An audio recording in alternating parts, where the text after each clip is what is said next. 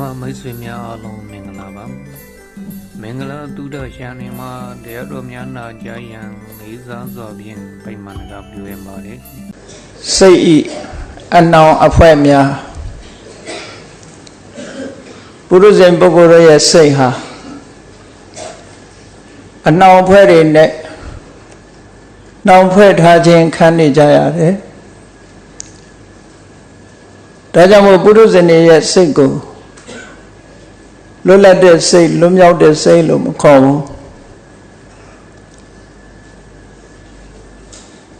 say yet and now Afemia Sura Yes, I have again Goromia Hojaro Mugere.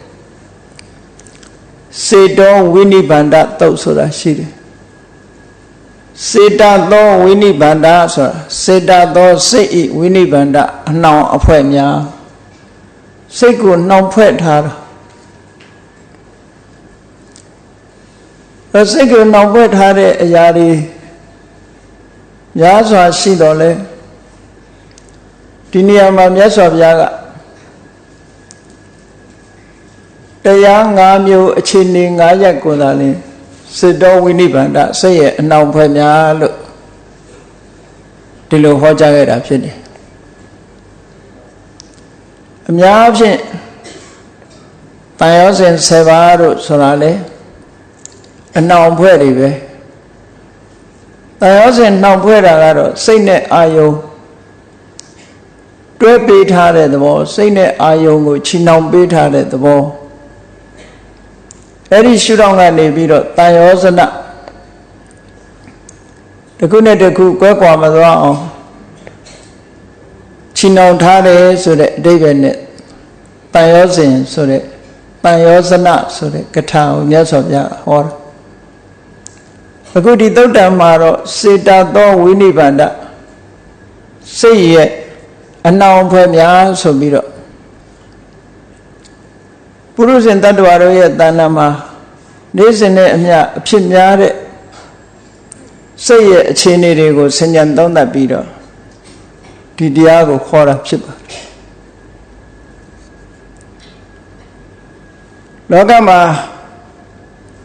Luria say ha Kilidariari, now put choke and hamu, Kania the Dajao. To say go me be a pit the deed Pinya Rosa a armacy of an Abio needed a chain in you yaw. Maybe yet Nalona, maybe yet Tanama. The Bawa says so that they are see the low. To say go now for that day. The Bawa let's see there. To a non pegani, Lumia say that the Baba de Ari Leshire. A Biani, you be a lower at Mofu. Quay Danama say good non peme de Ari Sidalu. To a non pego Shut up, Jibido, non pemua, look down on Loda, she did. And a mess of Yaya did not orima. Siglego uti biro hore Sigle uti biro hore Kajaro. The children yes of Yatiane Patella Lucian Sego Tawara Mieni de Yalo Use up Yoso Jara Leshit. To the yes of Yadigan Goramiaga say ha, Saint Tawara Mieni de Yamovu. Saya a Jondia so Zimima say her chipon. A Jondia so Zimuga, since I'm a jet, she need the job. Say a chipon Muga leve, since I'm a jet, she need. Emadan Limianet, no danet, she need it. Say Klima. Now Joe Tanlanet, who are you, the Ayo? Kupioni at the Bobby. I don't say to my she and ye jiri, say them up shit that Pusian, Tansian, see that the Bawa diari. Did the Bawan Nakuha? Apia in Bida lady. But you have 90 the Lelusin. Siku Yenon see that Kilidari. ပုရိသေပုဂ္ဂိုလ်တွေပေါ်မှာအနံ့ရလွှမ်းမိုးထားတယ်တဲ့မြတ်စွာဘုရားကပင်ကိုယ်စိတ်ကလေးအနေထားတစ်ခုကိုပင်ကိုယ်စိတ်ဆိုတာလောဘဒေါသမောဟစတဲ့ကိလေသာတွေနဲ့လည်းမတွဲဘူးစိတ်သဘောတရားတတ်တတ်ကိုကိလေသာတွေနဲ့မတွဲတဲ့စိတ်သဘောတရားတတ်တတ်ကိုဖြူစင်တယ်လို့ဒီလိုဟောတာအဲ့ဒီစိတ်ဆိုတာကိုပဲတခါတရံကြတော့ပပတရမိဒံဘိက္ခဝေစိတ်တံစိတ်ကလေးဟာအယောင်ယောင်တလက်လက်နဲ့အယောင်တလက်လက်နဲ့ဖြူစင်ဝင်းပဖြစ်နေတယ်လို့အဲ့လိုဖြူစင်နေတဲ့သဘာဝအဖြစ်ဖြူစင်နေတဲ့စိတ်ကလေးကိုကိလေသာဆိုတဲ့ဖြစ်ပေါ်လာတဲ့အခိုက်အတန့်ဖြစ်ပေါ်လာတဲ့သဘာဝတရားတွေကညှဉ်းနှွမ်းသွားစေတယ်လို့ဒီလိုဆိုတာပေါ့အာယုန်နဲ့ဆုံတဲ့အခါမှာအာယုန်ကလည်းလောဘဖြစ်เสียအာယုန်မိမိကိုယ်တိုင်ကလည်းမှန်ကန်စွာနှလုံးသွင်းနိုင်ခြင်းမရှိဘူးဆိုတဲ့အာယောနိသောမနတိကာရအာယုန်ဖြစ်ပေါ်လာလို့အာယောနိသောမနတိကာရဆိုတဲ့မသိမတဲ့နှလုံးသွင်းခြင်းနဲ့ဆုံသွားလို့ရှိရင်လောဘနဲ့ရှင်တွဲပြီးတော့စိတ်ကလေးဟာညှဉ်းနှွမ်းသွားရတယ်အာယုန်ကအလိုမရှိတဲ့အာယုန်မနစ်သက်တဲ့အာယုန်ဆုံစည်းလာတဲ့အခါမှာမိမိရဲ့တဘာဝကလည်းပဲတိလျော်လျောက်ပတ်တဲ့ဤတဲ့စဉ်းစားဆင်ခြင်နိုင်စွမ်းမရှိလို့မသိမတဲ့နှလုံးသွင်းမိလို့ရှိရင်ဒေါသဆိုတဲ့တရားရဲ့လွှမ်းမိုးချုပ်ကိုင်မှုကိုခံရပြီးစိတ်ကလေးဟာညှဉ်းနှွမ်းနေရတယ်လို့ဒီလိုဆိုတာဘာမှမဝေခွဲနိုင်တဲ့အချိန်ကြတော့လုံးတဲ့နာနဲ့မလုံးတဲ့နာခွဲခြားမသိဘူးဆိုတဲ့အခါမှာမောဟရဲ့လွှမ်းမိုးမှုခံရတဲ့စိတ်ကလေးဟာလည်းပဲညှဉ်းနှွမ်းပြီးတော့သွားတယ်ဥပမာမဲ့ရေစင်ရေအေးတဘာဝရေကလေးဟာအမတန်တန်ရှင်းကြည်လင်ပြီးတော့အရိပ်ထင်တဲ့အနေအထားမှာရှိတယ်သို့တော့အဲ့ဒီရေထဲမှာအနီရောင်အဝါရောင်စတဲ့အယောင်တွေခြယ်လိုက်မယ်ဆိုလို့ရှိရင်ဖြူစင်တန်ရှင်းနေတဲ့ရေကလေးဟာညှဉ်းနှွမ်းသွားတာပဲအဲ့ဒါလိုပဲတတ္တဝါတွေတဏ္ဍာမှာရှိတဲ့ပင်ကိုယ်စိတ်ဟာဖြူစင်နေလင့်ကစားအာယုန်နဲ့ဆုံတဲ့အခါမသိမတဲ့နှလုံးသွင်းခြင်းကြောင့်စိတ်ကိုညှဉ်းညူးစေတတ်တဲ့သဘာဝတရားတွေစိတ်ထဲမှာဖြစ်ပေါ်ပြီးတော့စိတ်ဟာညှဉ်းနှွမ်းနေကြရတယ်တဲ့အဲ့တော့အညစ်အကြေးဆိုတာစိတ်နဲ့ထာဝရတွဲပြီးတော့ဖြစ်တဲ့အရာတွေမဟုတ်ဘူးယမယံခါကောင်းမြတ်တဲ့အာယုန်နဲ့တတိစွမ်းအားဉာဏ်စွမ်းအားထက်မြက်လာပြီဆိုတဲ့အခါမှာစိတ်ကလေးကိုညှဉ်းနှွမ်းသူရသွားစေတတ်တဲ့ကိလေသာတရားတွေဟာစိတ်ပေါ်မှာလှမ်းပြီးတော့ဩဇာတက်ရောက်မှုမဖြစ်တော့စိတ်ကိုလွှမ်းမိုးပြီးတော့မထားနိုင်ဘူးကောင်းမြတ်တဲ့သဘာဝတွေကိလေသာတွေကိုဖြူစင်စေနိုင်တဲ့ကောင်းတဲ့သဘာဝတွေတတိတို့ဉာဏ်ပညာတို့နဲ့ရှင်တွဲပြီးတော့ဖြစ်လာလို့ရှိရင်ဖြူစင်တဲ့စိတ်ကလေးဟာပို့ပြီးတော့ဖြူစင်သွားတယ်အညစ်အကြေးတွေလည်းကင်းသွားတယ်လို့ဒါလူတိုင်းရဲ့စိတ်မှာသဘာဝနှမျိုးဟာဖြစ်ပေါ်လာမြဲပဲအဲ့ဒီထဲမှာစိတ်ကိုညှဉ်းနှွမ်းစေတတ်တဲ့သဘာဝတရားတွေထဲမှာစိတ်ကိုလွှမ်းမိုးချုပ်ကင်ထားနိုင်လောက်အောင်စွမ်းဟာရှိနေတဲ့တရားမိမိတို့တဏ္ဍာမှာဖြစ်ပေါ်နေတယ်ဒါကြောင့်မို့စိတ်ကလေးတန်ရှင်းအောင်လုပ်ဖို့ဆိုတာလေအလွယ်တကူမရနိုင်ဘူးစိတ်ကလေးကိုအနှောင်ဖွဲ့တွေကနေပြီးတော့ဖြည့်လွတ်ဖို့ဆိုတာလေအလွယ်တကူမရနိုင်ဘူးတဲ့အဓိကစိတ်ရဲ့အနှောင်ဖွဲ့ဆိုတာဘယ်သူလို့ပြောတယ်လဲလို့ဆိုရင်တဏှာရာဂပါပဲ တဏှာရာဂဟာစိတ်ကလေးကိုလွှမ်းမိုးချုပ်ကင်ပြီးတော့နေလို့ထို့အာယုန်ဒီပေါ်မှာမေမောတွေ့တာလို့စိတ်လေးဟာလွတ်လပ်မှုမရဘဲနဲ့နှောင်ဖွဲ့ထားခြင်းခံရလို့တန်တရားခရီးသွားတဲ့အခါမှာဆင်းရဲဒုက္ခအမျိုးမျိုးတွေတွေ့ကြုံခံစားကြတယ်သို့တော့စိတ်ကလေးဟာဒီစိတ်တင်မဟုတ်ဘူးဒီစိတ်ကလေးကထာဝရမြဲနေတာတော့မဟုတ်ဘူးအာယုံပေါ်လို့စိတ်ကလေးပေါ်လာတယ်ပေါ်လာတဲ့စိတ်အစဉ်အဆက်မှာစိတ်ပေါ်မှာမိတွယ်ပြီးတော့ဖြစ်ပေါ်လာတဲ့လောဘဒေါသစတဲ့အကုသိုလ်တရားတွေကစိတ်ကိုလွှမ်းမိုးချုပ်ကင်နေကြတယ်အဲ့ဒါကြောင့်မလို့တန်တရားဝတ်ကမလွတ်နိုင်ကြဘူးအမှန်တရားကိုလည်းပဲသိရှိနိုင်စွမ်းမရှိကြဘူးဒါလူတွေရဲ့တတ္တဝါတွေရဲ့သဘာဝအခြေအနေတစ်ခုမြတ်စွာဘုရားကအဲ့ဒီအခြေအနေတွေကနေရုန်းထွက်နိုင်ဖို့အတွက်ဘယ်လိုလေ့ကျင့်ပြီးတော့စိတ်ကိုဖြူစင်စေတတ်တဲ့တရားတွေကိုစိတ်ထဲမှာအားကောင်းလာအောင်ပြုစုပြောထောင်ရမလဲဆိုတဲ့ဤစနစ်တွေကိုပေးတာအဲ့ဒီလိုကျင့်စဉ်ဤစနစ်နဲ့ပေးတဲ့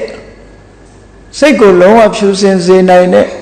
အကျင့်တရားဆိုတာဘုရားမြတ်စွာရဲ့သာသနာတော်ဘုရားမြတ်စွာရဲ့အဆုံးအမမှသာရှိတယ်ပေါ့တခြားမှာဆိုလို့ရှိရင်စိတ်ဖြူစင်အောင်လုပ်ဖို့စနစ်တကျလုပ်ဖို့ထာဝရဖြူစင်တဲ့အနေအထားတစ်ခုကိုရောက်အောင်လုံနည်းလုံဟန်လုံထုံးဆိုတာမြတ်စွာဘုရားရဲ့အဆုံးအမတစ်ပါးရှာလို့တွေ့မှာမဟုတ်ဘူးမြတ်စွာဘုရားသခင်ကိုရောမြတ်ကိုရောတိုင်းလေ့ကျင့်ပြီးတော့စိတ်ကိုဖြူစင်အောင်လောက်ခဲ့သည့်အတွက်ကြောင့်မြတ်စွာဘုရားရဲ့စိတ်ဟာလုံးဝအညစ်အကြေးတွေကကင်းသွားပြီးတော့စိတ်ကလေးဟာအလွန်ယဉ်ကျေးတဲ့သဘာဝတရားလေးတစ်ခုဖြစ်လာတယ်စိတ်ကမိမိရဲ့အလိုကိုလိုက်ရတယ်မိမိကစိတ်ရဲ့အလိုကိုမလိုက်အကယ်၍သာကိလေသာတရားတွေကိုမချုပ်ကင်နိုင်ဘူးဆိုလို့ရှိရင်စိတ်ရဲ့အလိုတိုင်းလိုက်ပါပြီးတော့နေကြရတယ်ပေါ့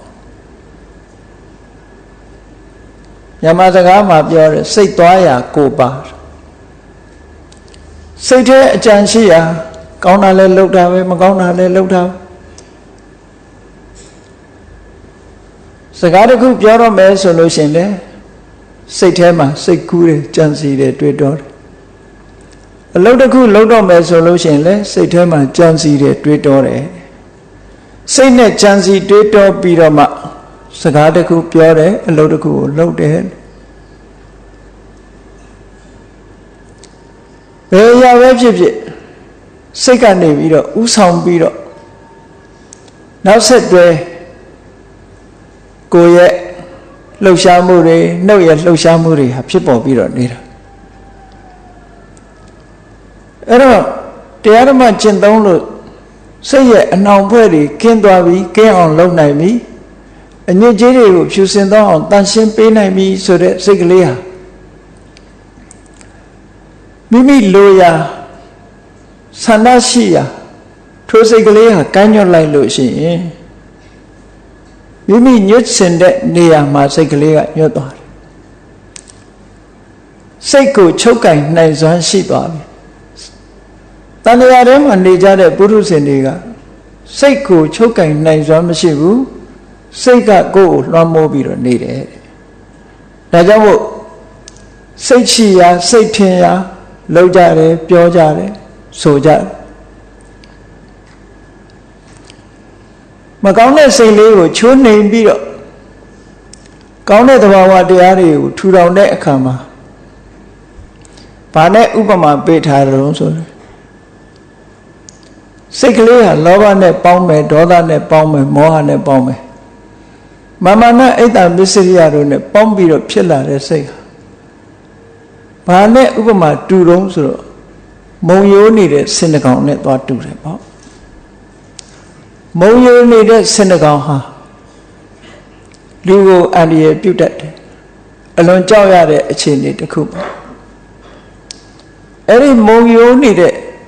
ဆင်ကိုထိန်းတဲ့အခါကျတော့ဆင်ဦးစီးတွေကင်နဲ့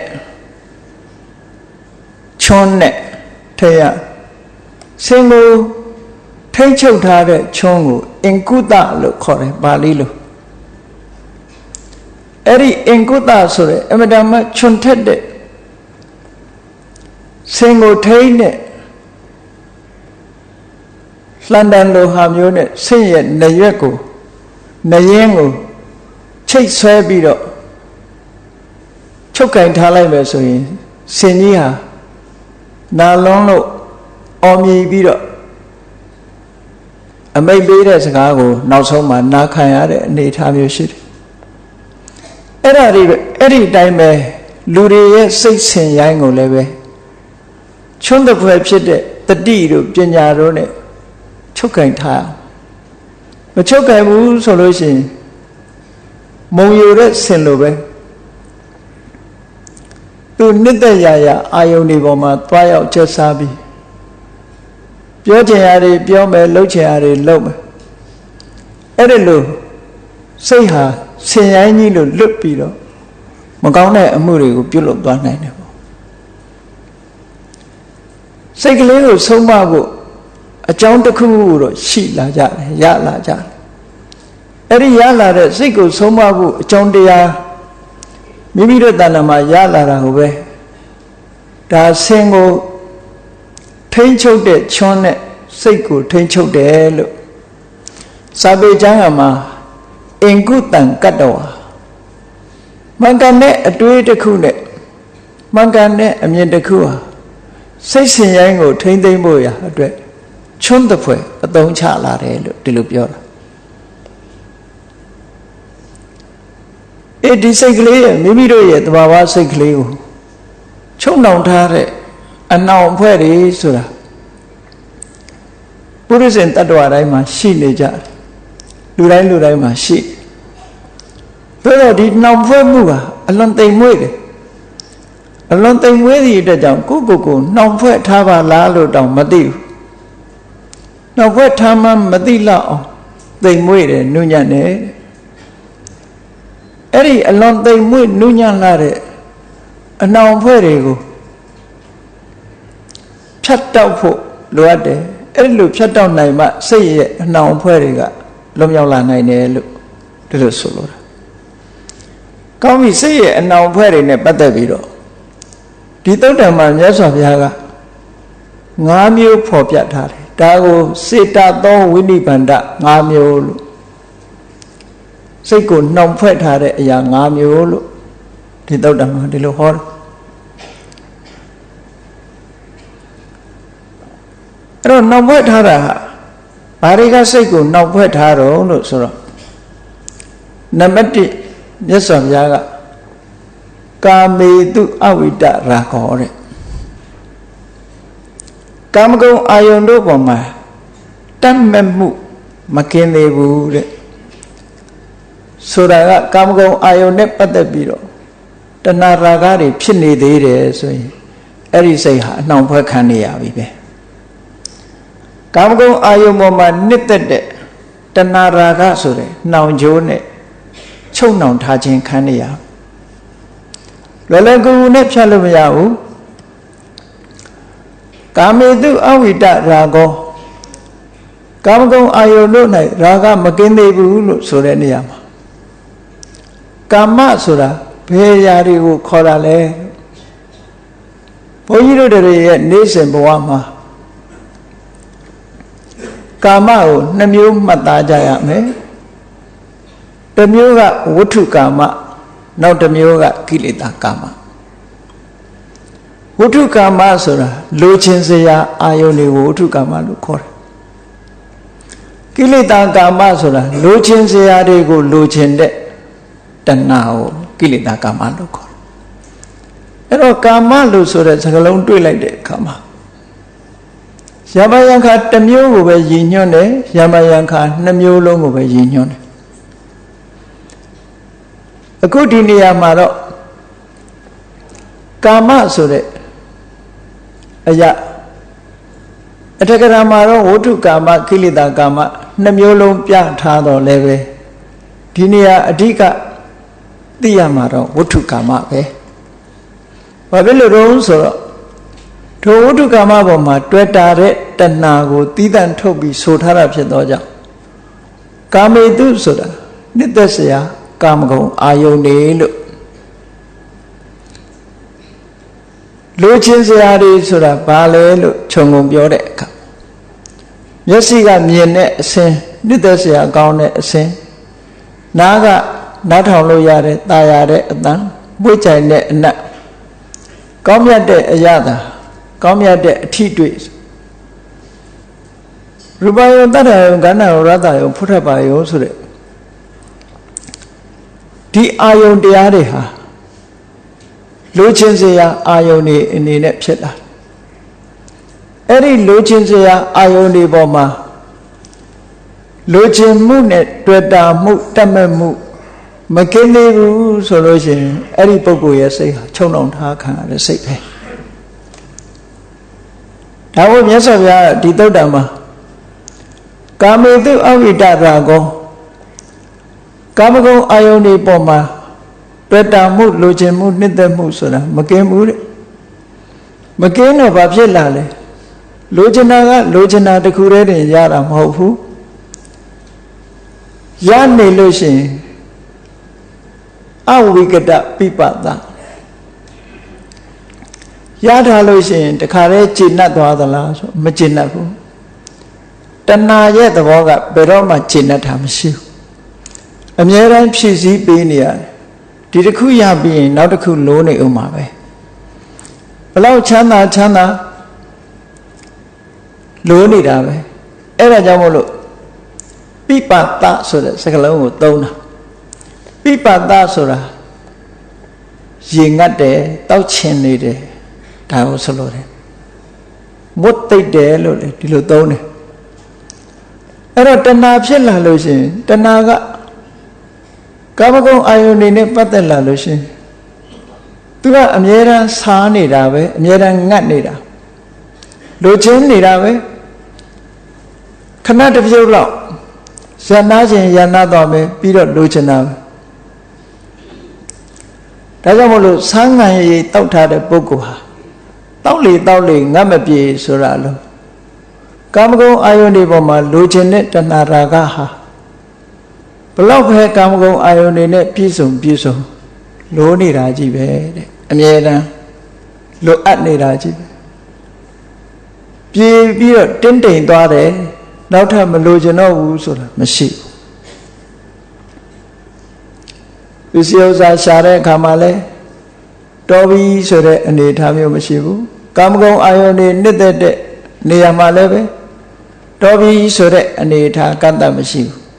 ဒါကြောင့်မို့ဒီတဏှာကိုပိပတဆာလောင်နေတဲ့သဘောတဲ့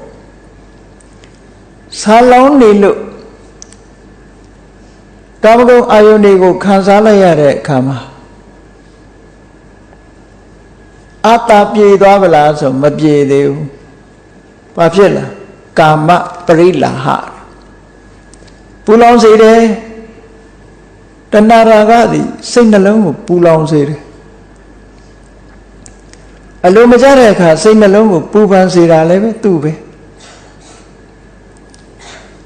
တွေ့တာမှုမကင်းတဲ့ပုဂ္ဂိုလ်တွေဟာတွေ့တာစရာအာယုံကိုအကြောင်းပြုပြီးတော့စိတ်ပူရတာတွေအမြဲတမ်းခံစားနေရတယ်ဒါပရိလဟလို့ဒီလိုသုံးတာကာမိသန္တာလူချင်းမှုတွေကဘယ်တော့မှယနာမသွားဘူးအမြဲတမ်းဆက်လက်ပြီးတော့ဖြစ်နေတယ်အဲ့ဒါလို့ကာမဂုဏ်အာယုန်တွေနဲ့ပတ်သက်ပြီးတော့တွေ့တာမှုဆာလောင်မှုပူလောင်မှုရလိုမှုဆန္ဒတွေပုဂ္ဂိုလ်တူတယောက်ကိုလွှမ်းခြုံထားပြီဆိုလို့ရှိရင်အဲ့ဒီပုဂ္ဂိုလ်ရဲ့စိတ်အခြေအနေဟာဘယ်လိုရှိမလဲကာမဂုဏ်အာယုန်တွေလွှမ်းမိုးခံထားရတဲ့ရာဂရဲ့ချုပ်ကင်ထားမှုကိုခံရတဲ့ပုဂ္ဂိုလ်ရဲ့စိတ်ဟာကမ္မထံဘာဝနာပွားများအားထုတ်ပြီးကောင်းတဲ့အလုပ်တွေကိုလုပ်ဖို့ဆိုတာစိတ်ကူးတဲ့တောင်ပေါ်မလာဘူးတဲ့ လုပ်ဖို့စိတ်ဟာဘယ်တော့မှညွတ်လာတာမရှိဘူးလွှမ်းမိုးနေတဲ့အချိန်လေးကိုသိချကြည့်တဏှာကလွှမ်းမိုးနေတဲ့ပုဂ္ဂိုလ်တရားဟာကောင်းမြတ်တဲ့တရားဓမ္မကိုချစ်ချံအားထုတ်မယ်လို့ဆိုတဲ့စိတ်ဟာဘယ်လိုနည်းနဲ့မှမဖြစ်ပေါ်နိုင်ဘယ်တော့မှအဲ့ဒီကောင်းမြတ်တဲ့အလုပ်တွေကိုလုပ်ဖို့ဆိုတဲ့စိတ်ဓာတ်မပေါ်သည့်အတွက်ကြောင့်ကာမဂုဏ်အာယုန်တွေပေါ်မှာတွေ့တာတတ်တဲ့တဏှာရာဂဟာစိတ်ရဲ့အနှောင်ဖွဲ့တစ်ခုပါပဲလို့ဒီလိုပြောတာတဘာဝကိုစဉ်းစားပြီးတော့ကြည့်ပေါ့တဘာဝစဉ်းစားကြည့်လို့ရှင်ကိုယ်တဏ္ဍာမှာဖြစ်နေတဲ့အနေအထားတွေကိုကြည့်မယ်ဆိုရင်လောကလူတွေဟာနှောင်ကြိုးတွေနဲ့လူတွေရဲ့စိတ်ဟာအနှောင်ဖွဲ့တွေနဲ့မိနေတာပဲနှောင်ကြိုးတွေနဲ့ခြိနှောင်ထားခြင်းခံရသည့်အတွက်ကြောင့်ရုံးထွက်လို့မရလောက်အောင်ဒီကာမဂုဏ်အာယုန်တွေထဲမှာတဝဲလဲလဲဖြစ်ပြီးတော့နေကြတာခဏတစ်ပြုတ်ရုံးထွက်နိုင်ရင်လဲပြန်လှည့်လာကြရတာပဲပေါ့ဒီနေရာဒီစခန်းကိုခွာပြီးတော့မသွားနိုင်ဘူးစဉ်းစားကြည့်မယ်ဆိုရင်မစွန့်လွတ်နိုင်ကြဘူးဒီပြဟာမပြောနဲ့ဘုရားဘာသာဝင်တွေနိဗ္ဗာန်ချမ်းသာကိုမျက်မှောက်ပြုရပါလို့ဤလို့ကုသိုလ်ကောင်းမှုလုပ်တိုင်းရည်စူးပြီးတော့ဆုတောင်းနေတဲ့နိဗ္ဗာန်ချမ်းသာဘဝတဏမကင်းသေးလို့ရှင်ဘဝမှာနိဗ္ဗာန်ရသွားတာနဲ့တပြိုင်နက်ယုံနာဓမ္မတွေချုပ်သွားပြီဆိုရင်တဏှာရဲ့သဘောကအဲ့ဒါလို့ထာဝရချုပ်ငိမ့်သွားပြီဘာမှမရှိတော့တဲ့အနေအထားရောက်တယ်ဆိုလို့ရှိရင်ကြောက်လန့်သွားတဲ့အနေအထားမျိုးရှိတယ်သူကဘာဖြစ်လို့လဲဆိုတော့ဘဝမှာချမ်းချမ်းသာသာလေးနဲ့နေရဖို့သာသူကမျှော်လင့်တာချမ်းသာနေတဲ့ဘဝကြီးတစ်ခုလုံးကိုဆွတ်လွတ်ဖို့ရကြတော့သူဝန်လေးတယ်ဆင်းရဲတဲ့ဘဝကိုတော့ဆွတ်လွတ်ချင်ကြတာပေါ့ချမ်းသာတဲ့ဘဝလေးကိုတော့မဆွတ်လွတ်နိုင်ကြဘူးတဲ့အဲ့ဒါဘု သူကြောင့်ဖြစ်နေရတာလဲလို့ဆိုရင်ကာမဂုဏ်အာယုန်တွေပေါ်မှာတွေ့တာမှုဆိုတဲ့တတ်မဲ့မှုဆိုတဲ့တဏှာတွေရဲ့ချုပ်ကင်ထားမှုကြောင့်ဖြစ်တယ်အဲ့ဒီနှောင်ကြိုးတန်လန်ရှိနေသည့်အတွက်ကြောင့်ဒီအနှောင်ဖွဲ့တွေကိုဖြတ်တောက်ပြီးတော့လွတ်လွတ်ကျွတ်ကျွတ်တရားဓမ္မကိုရှာတော့မယ်ဆိုတဲ့အနေအထားမျိုးရောက်တဲ့ပုဂ္ဂိုလ်ဟာရခိုင်တော့အလုံးကိုနေတယ်ပေါ့ဆိုလိုတာကဒီတဏှာကိုမပယ်နိုင်သေးလို့ရှိရင်ကောင်းမြတ်တဲ့နိဗ္ဗာန်ကိုအာယုံပြုပြီးတော့ကိုချင်းတရားတွေကျင့်ဖို့ဆိုတာအလွန်တရာခဲရင်တယ်လို့ဒါကြောင့်မို့ကာမဂုဏ်အာယုန်တွေပေါ်မှာတဏှာရာဂဖြစ်ပေါ်နေမှုဟာလည်းပဲစိတ်ရဲ့အနှောင်အဖွဲ့တစ်ခုပဲဒါကလောကတ attva တွေအဖြစ်များတာနဲ့ပတ်သက်ပြီးတော့မြတ်စွာဘုရားကဒီလိုခေါ်တာနောက်ဒုတိယတစ်ခုကဘာလဲလို့ဆိုရင်ကာယေအဝိတရာဂောကိုယ့်ရဲ့ခန္ဓာကိုယ်ပေါ်မှာကိုယ့်ရဲ့ခန္ဓာကိုယ်ပေါ်မှာတွေ့တာမှုမကင်းသေးဘူးတွေ့တာရုံနဲ့မကဘူးတွေ့တာမှုဟာဘယ်တော့မှအာမရတဲ့အပြင်တွေ့တာမှုကြောင့်စိတ်ပူပန်မှုတွေကလည်းဖြစ်ပြီးတော့နေကြစိတ်ပူပန်မှုရှိမရှိဆိုတာတေချာစဉ်းစားကြည့်လိုက်လို့ရှိရင်စိတ်ပူပန်မှုတွေအမှန်တမ်းများလောကလူသားတွေဒီတိုင်းတာမန်နေမယ်ဆိုရင်ကိုယ့်ကိုယ်ပေါ်မှာမတွေ့တာလောက်ဘူးလို့ထင်ကောင်းထင်လိမ့်မယ်သို့တော့ဘဝတစ်ခုဆွတ်လောက်အောင်ပြင်းထန်တဲ့ယောဂဝေဒနာရလာပြီဆိုတဲ့အချိန်မှာစိတ်တွေကပူလာအဲ့ဒီပူလောင်မှုဆိုတာဘယ်သူကြောင့်ဖြစ်ရတာတော့ဆိုတွေ့တာမှုကြောင့်ဖြစ်တာအတွေ့အတာမရှိတဲ့နေရာပူပန်မှုဆိုတာမလာဘူးတဲ့ဒါကြောင့်မလို့မိမိခန္ဓာကိုယ်ပေါ်မှာမိမိရဲ့ဘဝပေါ်မှာတွေ့တာတတ်မဲ့နေတဲ့တဏှာရာကမကင်းသေးသမျှထိုပုဂ္ဂိုလ်ရဲ့စိတ်ဟာနိဗ္ဗာန်လမ်းကြောင်းပေါ်တက်ဖို့ မလွယ်သေးဘူးတဲ့နိဗ္ဗာန်လမ်းကြောင်းပေါ်မှာမတက်နိုင်သေးဘူးဒီအတွေ့အတာတွေအကြောင်းမို့လို့နိဗ္ဗာန်သွားဖို့ဒီစိတ်ကလေးဟာမဝတ်မရဲဖြစ်ပြီးတော့နေတယ်တဏှာရဲ့လွှမ်းမိုးချုပ်ကင်မှုအောက်မှာစိတ်လေးဟာပြော့ညံ့ပြီးတော့နောက်တွန့်ပြီးတော့နေတတ်တယ်လို့ဒါကြောင့်မို့လို့ခန္ဓာကိုယ်ပေါ်မှာတွေ့တာတတ်မဲ့တဲ့တဏှာဟာလဲစိတ်ရဲ့အနှောင်ဖွဲ့တစ်ခုပဲဘုရားအလောင်းတော်ကြတော့စဉ်းစားကြည့်လေတောထွက်လာတဲ့အချိန်ကနေစပြီးတော့မိမိရဲ့ဆွေမျိုးသားချင်းတွေပြန်လည်ပြီးတော့တတိရတဲ့အခါဆိုလုံးဝမရှိဘူးလေဘုရားလောင်းဟာ6နှစ်ပတ်လုံးပြင်းပန်းဆင်းရဲဆိုတာကျင့်နေတဲ့အချိန်တစ်ချိန်တစ်ခါမှပြန်ပြီးတော့ဒီလောက်ပင်ပန်းတာထူးခြားတဲ့အသိဉာဏ်ရမှာမဟုတ်ပါဘူးနေပြီးတော့ပြန်ပြီးတော့ကိုယ့်မိသားစုနဲ့ပဲနေပါမယ်ဆိုတဲ့အတွေ့တစ်ခါမှပေါ်ဘူးတဲ့ဘုရားလောင်းပင်ပန်းဆင်းရဲဆိုတာရွရွချွန်ချွန်ကြည့်အမြဲတမ်းရှေ့ကိုသာဥလှဲ့တယ်နောက်ကိုပြန်လာမရှိဘူးအဲ့ဒါဘာလို့လဲဆိုတော့ကာယပေါ်မှာတွေ့တာမှုဆိုတာကိုကိုကအနိုင်ယူထားနိုင်လို့ဖြစ်တာရှင်သောဏဆိုတဲ့အမတမချမ်းသာတဲ့တထေသားတစ်ယောက်မကရာတိုင်းမှာအလွန်ချမ်းသာတယ်သူကလည်းအမတမချမ်းသာရုံတွေမကဘူးအလုံးကိုတိမ်မွေးနူးညံ့ပြီးတော့ချမ်းသာသာလေးနေတဲ့ပုဂ္ဂိုလ်သူ့မှာဘာထူးထူးခြားခြားရှိတုံဆိုရင်ခြေဘဝမှာတောင်အမွှေးနုလေးတွေပေါက်နေတယ်လို့ပြောတာအဲ့ဒီအမွှေးနုလေးတွေပေါက်နေတယ်ဆိုတာအမတမထူးဆန်းတဲ့အနေထားဖြစ်လို့ဗေမိတာရမင်းကြီးကခြေဘဝမှာအမွှေးပေါက်တယ်ဆိုတာမမြင်ဘူးလို့ကြည့်ချင်လို့အဲ့ဒီသောဏဆိုတဲ့တထေသားသူ့ရဲ့ပတ်ဝန်းကျင်ကရွာတွေနေကုန်းတွေမှာနေထိုင်ကြတဲ့တထေးတွေကိုအလုံးနန်းတော်ကိုလာခဲ့ဖို့ဆင့်ခေါ်တာသောဏသရုသားတယောက်တည်းကိုဆင့်ခေါ်လို့ရှင်ခြေတော့ကအမွေကြည့်ချင်လို့ဒီလိုထင်ပါဆိုဘုရင်ကြီးကအကုန်လုံးကိုဆင့်ခေါ်လိုက်တယ်အဲ့တော့ဘုရင်ကြီးကိုယ်တိုင်ကိုကခြေဘွားကအမွေကြည့်ရလောက်အောင်ထူးဆန်းတဲ့ပုဂ္ဂိုလ်တယောက်ပါသူခန္ဓာကိုယ်ပေါ်သူအမတမယူရချမ်းသာသာလေးနေတယ်သို့တော်မြတ်စွာဘုရားတရားဟောလိုက်တော့ဘုရားတရားနာရတဲ့အခါမှာသူခန္ဓာကိုယ်ပေါ်မှာငဲ့ကွက်တဲ့စိတ်တွေဟာတည်ငါအားဖြင့်ပျောက်ကင်းသွားပြီးတော့သာသနာပေါင်းဝေယံခံတရားအထုတ်တဲ့အခါမှာချမ်းသာသာအထုတ်တာမဟုတ်ဘူးပြင်းပြင်းထန်ထန်အထုတ်တယ်မရမနေကြိုးစားအထုတ်နောက်ဆုံးမှာခြေတော့ကအမတန်နူးညံ့တဲ့ပုဂ္ဂိုလ်ဆိုတော့ဈဉ္ဉံရှောင်ရင်နဲ့ခြေတော့တွေပေါက်ပြီးတော့ခြေတော့တွေကွဲလို့ဈဉ္ဉံလမ်းဟာသွေးရဲတန်ရဲအဆင့်ထိအောင်ရောက်သွားအဲ့ဒီလိုဆင်းရဲဒုက္ခခံပြီးတရားအထုတ်တဲ့အခါမှာထူးခြားတဲ့အသိဉာဏ်မရတော့သူဘာဖြစ်လာလဲလို့ဆိုရင်အိမ်ပြန်ဖို့ဆိုတဲ့အတွေ့လာမိတယ်နော်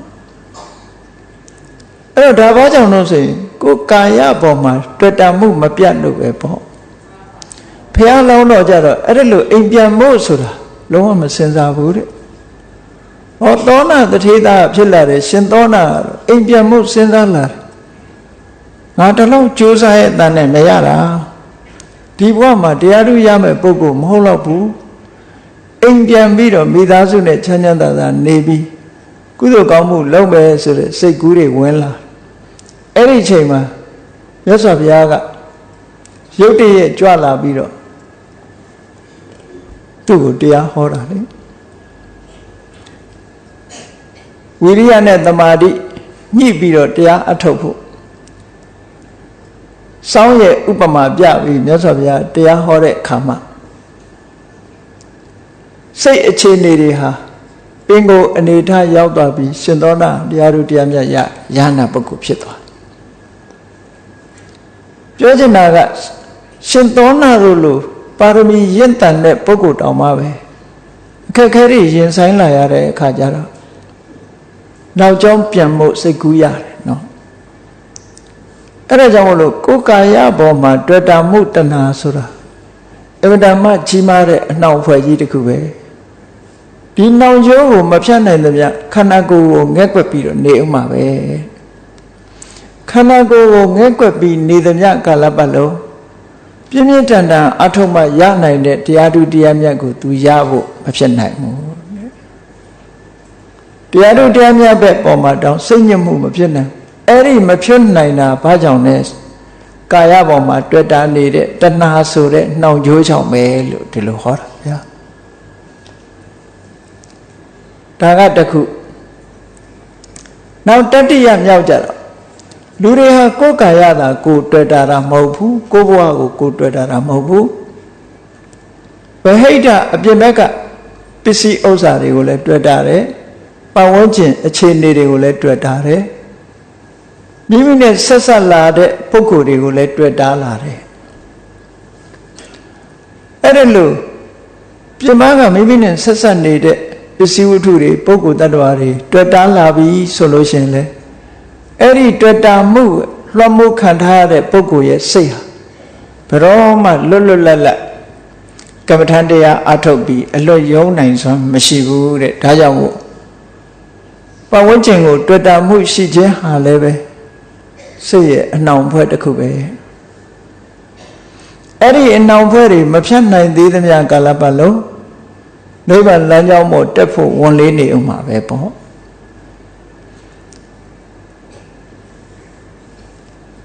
နောက်နံပါတ်၄ကြတော့မြတ်စွာဘုရားကဘာကိုဟောလဲလို့ဆိုလောကလူတွေဟာကောင်းကောင်းစားပြီးတော့ဝဝအိတ်ချင်တဲ့ဆန္ဒရှိကြတယ်အစမပြေလို့မနေကြရပါမယ်လို့လူတိုင်းဟာအကောင်းစားပြီးတော့ဝဝလင်းလင်းအိတ်ချင်တာတော့ဒါသဘာဝပဲနော်အဲ့ဒီလိုကောင်းကောင်းစားပြီးတော့ဝဝအိတ်ဖို့ဆိုတဲ့အတွေးတွေကိုတွေးစေတာလဲဘာလို့လဲလို့ဆိုရင်တဏှာရာဂပဲအဲ့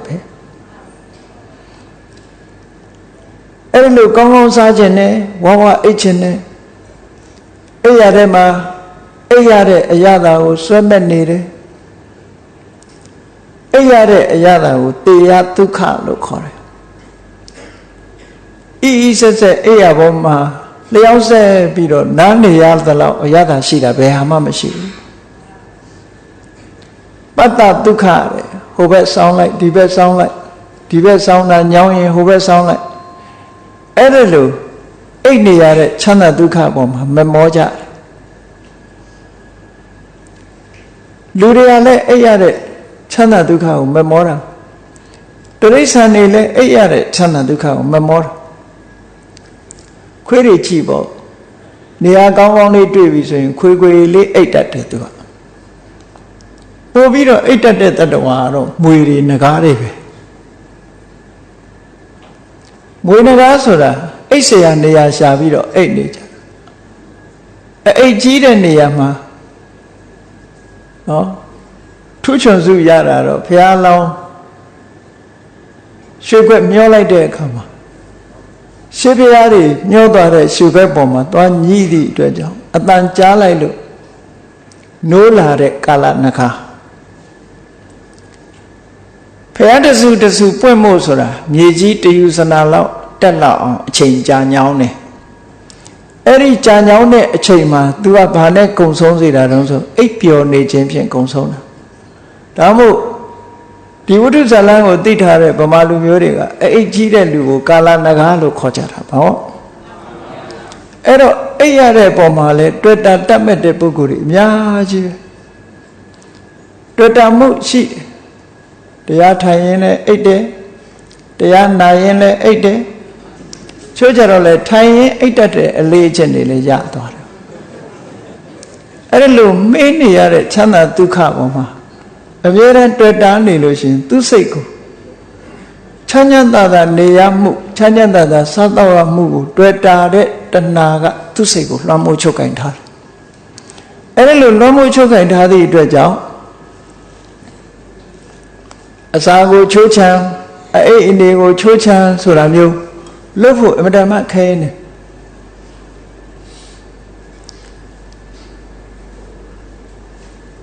ယောဂီပုဂ္ဂိုလ်တွေဟာကမ္မထာအထုတ်ခြင်းကိုမြတ်စွာဘုရားသခင်ကိုယ်တော်မြတ်ကတတ်မှတ်ပြီးတော့ပေးထားတာရှိတယ်ဘုရားတတ်မှတ်ပေးတဲ့အချိန်တွေကဘာတွေလဲလို့ဆိုရင်နေ့အခါမှာတဲ့တနေ့ကုန်ဈဉ္ဉံလျှောက်လိုက်ထိုင်လိုက်ဈဉ္ဉံလျှောက်လိုက်ထိုင်လိုက်စိတ်ရဲ့အညစ်အကြေးဖြစ်တဲ့និဝရဏတရားတွေကိုဖယ်ရှားဖို့ကြိုးစားရမယ်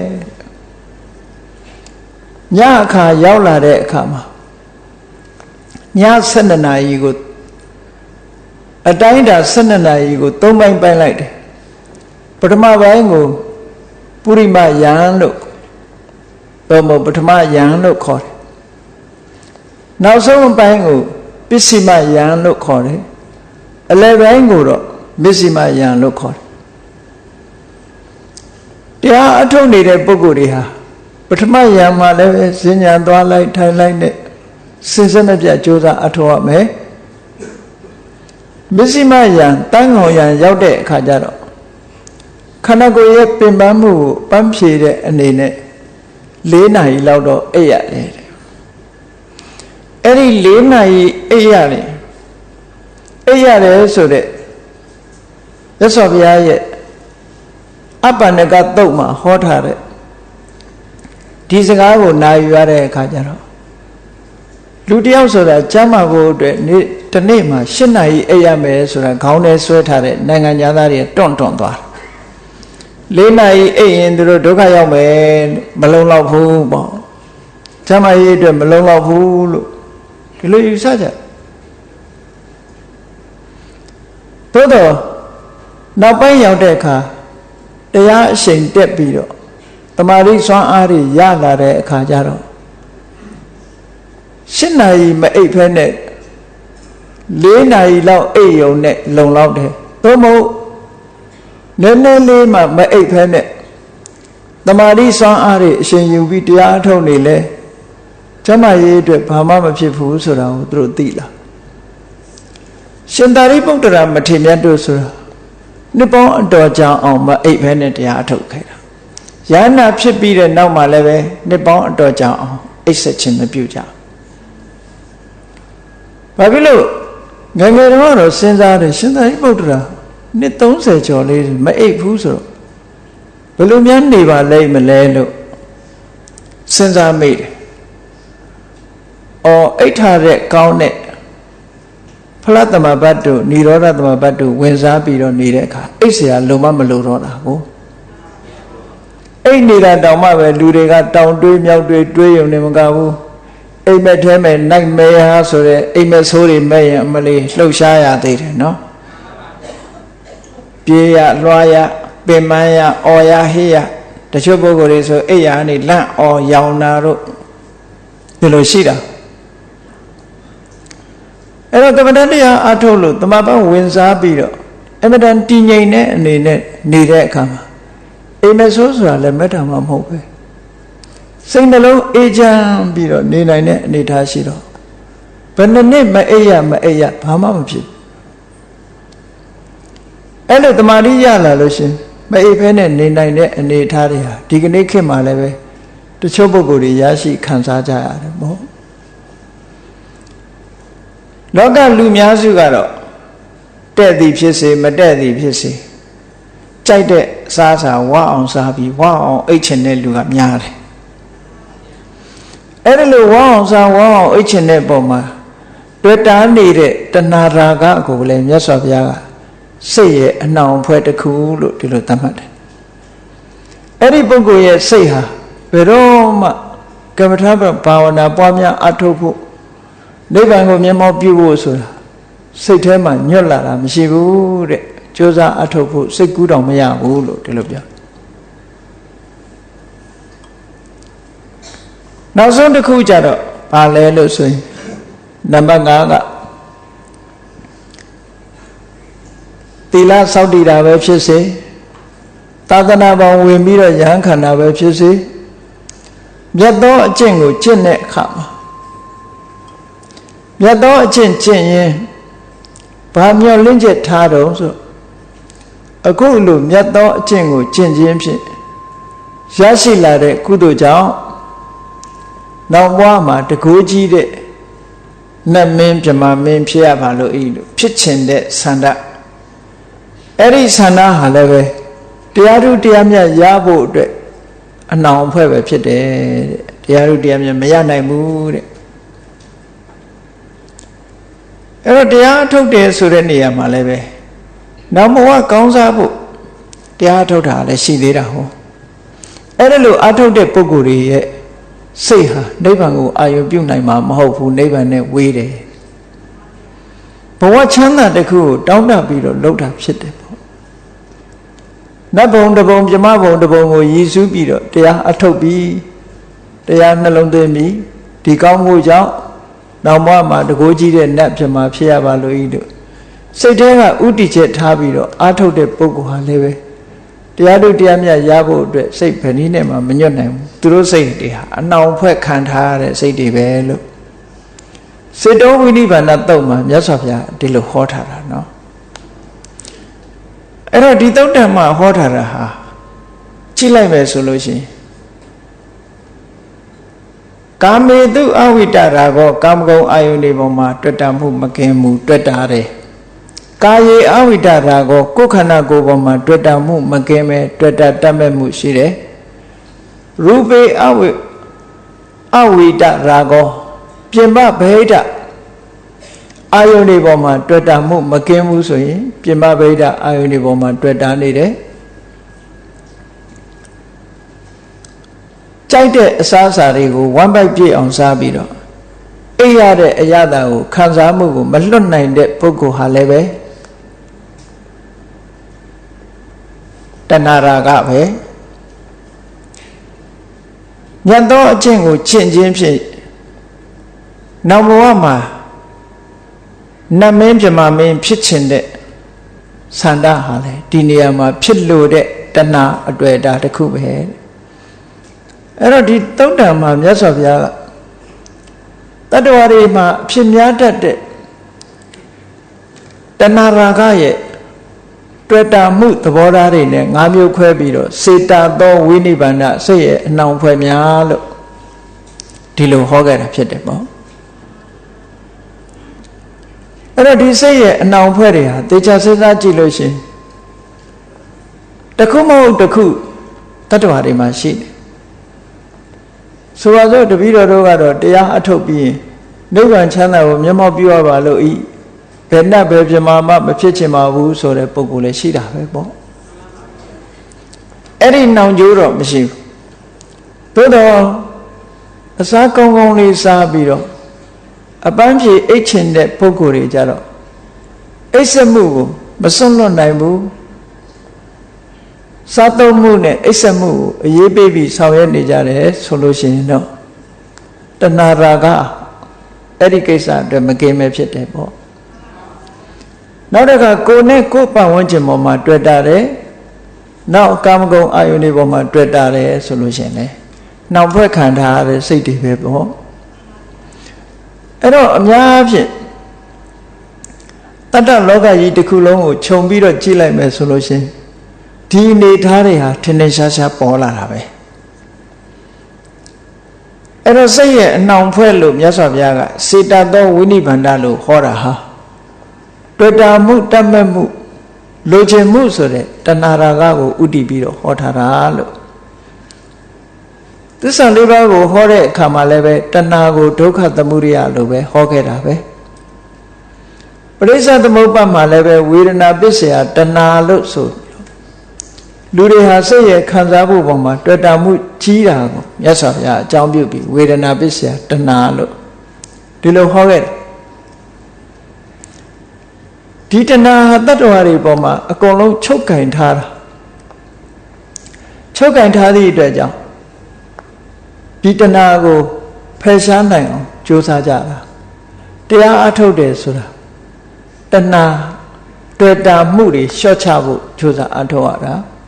တွေ့တာမှုတွေလျှော့ချနိုင်မှတခြားကိလေသာတွေလည်းပဲရောကျသွားမှာဖြစ်တယ်ဘဝတစ်ခုကိုပို့နေတဲ့အခါမှာ ဘယ်တရားတွေကအဓိကလဲလို့ဆိုလို့ဘုန်းကြီးတို့တွေလူပုံရောက်လာပုံလေးကိုတဘာဝတရားနဲ့ပြောရမယ်ဆိုလို့ရှိရင်ဒီဘဝမတိုင်ခင်ဒီဘဝရဲ့ရှေ့ဘဝမှာတေခါနေ့မှာအာယုန်နမိတ်တွေထင်လာအဲ့ဒီထင်လာတဲ့အာယုန်နမိတ်ရဲ့အပြည့်အနာစာကိုအဝိဇ္ဇာကဖုံးကွယ်ပေးထားတယ်အဝိဇ္ဇာကဖုံးကွယ်ပေးထားတယ်အပြစ်မမြင်အောင်အဝိဇ္ဇာကဖုံးပေးထားတယ်ဖုံးပေးထားလိုက်တဲ့အခါကျတော့မကောင်းတာကိုအကောင်းထင်လာပြီးတော့တဏှာကနေတွေ့တာလိုက်တာပဲအဝိဇ္ဇာကဖုံးကွယ်ပေးတယ်တဏှာကအကောင်းထင်ပြီးတော့တွေ့တာလိုက်တယ်အဲ့ဒီအချိန်လေးမှာဘဝကမိမိတို့တဏ္ဍာမှာကိမ့်ပြီးတော့လာတဲ့ကံဆိုတဲ့သင်္ခါရတရားတွေကဘဝတစ်ခုဖြစ်ပေါ်လာအောင်ထုတ်လုပ်လိုက်တာပဲပေါ့အဲ့တော့ဘဝတစ်ခုကူးပြီဆိုရင်အဝိဇ္ဇာရဲ့တဏှာရဲ့ကံရဲ့ဒီသုံးခုပေါင်းပြီးအလုပ်လုပ်တယ်လို့ပြောဒီသုံးခုပေါင်းပြီးအလုပ်လုပ်လိုက်တာအဲ့တော့သူတဟောသူလောက်တာအဝိဇ္ဇာကအမှန်မသိအောင်ဖုံးပေးတာသူကကြောင်မတွန်းဘူးအမှန်မသိတဲ့အခါတဏှာကတွေ့တာသူကလည်းကြောက်တွန်းလိုက်တာမဟုတ်ဘူးတကယ်တွန်းချလိုက်တာတော့ကံပဲပေါ့ကံတရားကနေတွန်းချလိုက်တာပရိစ္ဆေသမုပ္ပါဒ်နဲ့ကြည့်မယ်ဆိုလို့ရှိရင်တော့အဝိဇ္ဇာပိစ္ဆယသင်္ခါရပိစ္ဆယဝိညာဏဘဝတစ်ခုကိုဘယ်သူတွေပူးပေါင်းပြီးဖန်တီးတယ်လဲလို့ဆိုရင်အဝိဇ္ဇာဆိုတဲ့အမှန်မသိမှုမောဟရဲ့သင်္ခါရလို့ဆိုတဲ့ကုသိုလ်ကံအကုသိုလ်ကံဒီတစ်ခုကပူးပေါင်းပြီးတော့ဝိညာဏဆိုတာကိုဖြစ်ပေါ်စေတယ်တရေစိတ်ကလေးကိုပေါ်လာစေတယ်ဒါဘဝရတိုင်းဟာဒီပုံစံနဲ့မြတ်စွာဘုရားကသုတ်တန်နေမှာဟောထားတာရှိတယ်အဝိဇ္ဇာနိဝရဏနံတရားတဏှာတန်ရောစနာနံအဝိဇ္ဇာကဖုံးကွယ်ပေးတယ်တဏှာနှောင်ကြိုးကလွတ်ထွက်မသွားအောင်ထိန်းထားတယ်ကံကနေပြီးတော့ဘဝတစ်ခုကိုပြစ်ချလိုက်တယ်လို့ဒီသုံးခုပေါင်းစပ်ပြီးတော့ဘဝတိုင်းမှာသွားတယ်အဲ့ဒီထဲမှာဘယ်သူကိုဥဆောင်ပြီးတော့ပြောလို့ရှိတယ်လဲလို့ဆိုရင်တဏှာကိုဥဆောင်ပြောလို့ရှိလိုချင်မှုတွေ့တာမှုဟာရှေ့ဆောင်နေတာဖြစ်သောကြောင့်တဏှာကိုဘဝနိတ္တိတယ်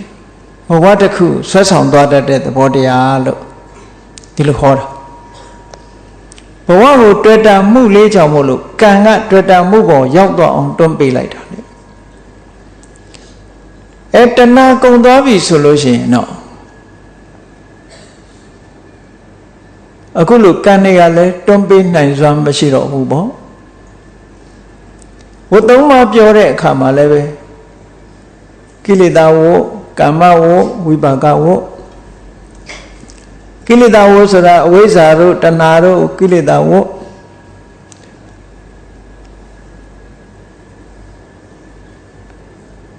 လိုချင်စရာတွေကိုလိုချင်လာအဲ့ဒီကိလေသာဝအကြောင်းမို့လို့အကြောင်းပြုပြီးတော့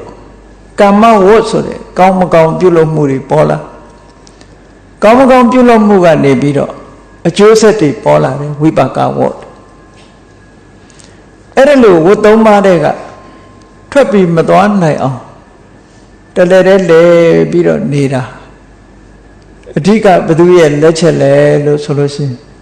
ကိလေသာရဲ့လက်ချက်ပဲပေါ့ကိလေသာဆိုတာအဝိဇ္ဇာတို့တဏှာတို့ကိုပြောတာမြတ်စွာဘုရားကတဏှာကိုဥတည်ပြီးတော့သစ္စာလေးပါးမှာလည်းဟောတယ်တခြားနေရာတွေမှာလည်းပဲတဏှာကိုဥတည်ပြီးတော့ဟောတယ်မြတ်စွာဘုရားကိုယ်တိုင်ဖျားဖြစ်တော့ရောက်တဲ့အခါမှာဥဒန်းကျူးတဲ့အနေကဇာတိတန်တာရံဆိုတဲ့ခါထာမှာလည်းပဲမြတ်စွာဘုရားကတဏှာကိုဥတည်ထားတယ်နောက်ဆုံးတရားကျင့်လို့မြတ်စွာဘုရားရလိုက်တာဘာလဲလို့ဆိုရင်တဏှာနံခယမစ္ဆကာလို့ဆိုတဲ့အတိုင်း တဏှာကိုကုံသွားစေတတ်တဲ့အရတ္တမဲ့အရတ္တဖို့ကိုရလိုက်တယ်လို့ဒီလိုပြောတာနိဗ္ဗာန်ကိုရည်ညွှန်းတဲ့အခါကျတော့တဏှာသင်္ခယဝိမုတ္တာတဏှာတွေကုံဆုံးသွားတဲ့နိဗ္ဗာန်လူချင်းမှုတွေတွေ့တာမှုတွေအလုံးဆုံးတတ်သွားတဲ့နိဗ္ဗာန်မှာစိတ်ကလေးကလွတ်မြောက်သွားတယ်နှောင်ကြိုးတွေကလွတ်မြောက်သွားတယ်လို့ဒီလိုခေါ်တာအဲ့တော့စိတ်ရဲ့အနှောင်ဖွဲ့ဆိုတာဒီတုတ်တံမှာဒီ၅မျိုးကိုဥတည်ပြီးတော့ဟောထားတယ်အဲ့ဒီ၅မျိုးဟာတရားခိုရှာလိုက်တဲ့အခါကျတော့တွေ့တာမှုတဏှာတစ်ခုတည်းကိုပြောတာပဲတွေ့တာကကာမဂုဏ်အာယုံမှာလည်းတွေ့တာတယ်မိမိကိုယ်ကာယပေါ်မှာလည်းတွေ့တာတယ်ပတ်ဝန်းကျင်ပေါ်မှာလည်းတွေ့တာတယ်ဘဝတစ်ခုရလာတဲ့အခါမှာဝါအောင်စားခြင်းနဲ့ဝါအောင်အိတ်ခြင်းနဲ့ဆိုတဲ့ပုံမှာလဲတွေ့တာတယ်။